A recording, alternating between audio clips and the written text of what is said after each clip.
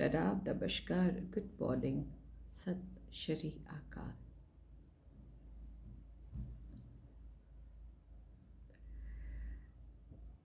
There are two characters, a sheep and a wolf.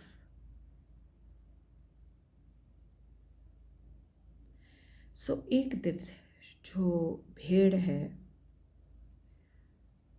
वो ये मन में ठान लेता है कि जब भेड़िया आएगा तो मैं किसी भी हाल में उसको अपने पे हावी नहीं होने दूंगा।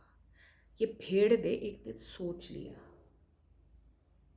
क्योंकि हर बार भेड़िया आता था, भेड़े में से एक भेड़ उठाकर ले जाता था, तो ये क्रम चलता रहा। लेकिन एक भेड़ ने एक दिन ये निश्चय कर लिया कि नो, मैं अपने आप को उस भेड़िए का निवाला नहीं बनने दूंगा। I won't let that a wolf overpower, drag and eat me. अब यहाँ पे दो पहलू हैं।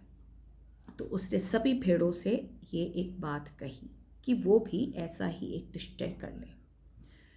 तो अब आप और ये बताइए या सोचिए कि क्या वो भेड़ वायलेंट हो गया? उस भेड़ ने अपनी मर्यादा पार कर ली, या वो वुल्फ वायलेंट है? दोनों में से कौन वायलेंट है, भेड़ की भेड़िया? द शीप और that wolf?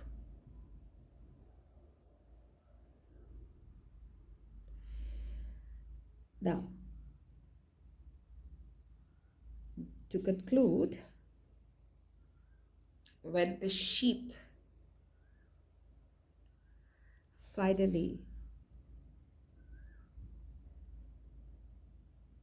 determined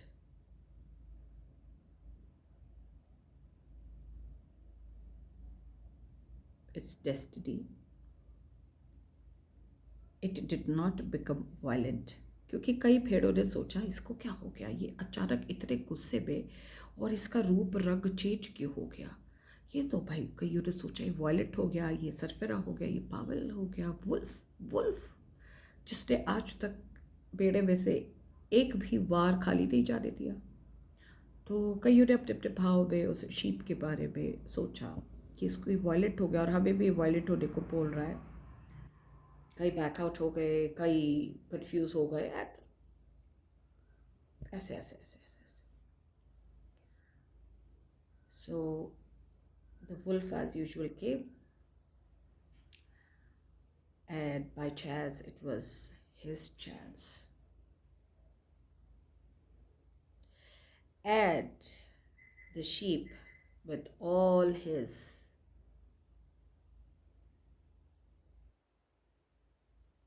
bravery, courage, did not let him grab, drag him. And there were 3-4 more sheep which backed him up. So that day the wolf returned empty-handed. So it's called knockout time. हमारे ज़िंदगी में कई ऐसे पड़ाव आते हैं, आए होंगे, आने वाले होंगे, जहाँ पे there is a time to knock out. So just do it. We need to knock out certain situations, and of course certain people who might create that situations. So it doesn't mean that the sheep was violent. It means that the sheep gathered the courage and the common sense to face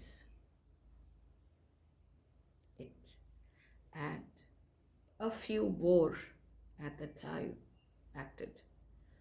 So the wolf is always violent, in search of prey, not the sheep.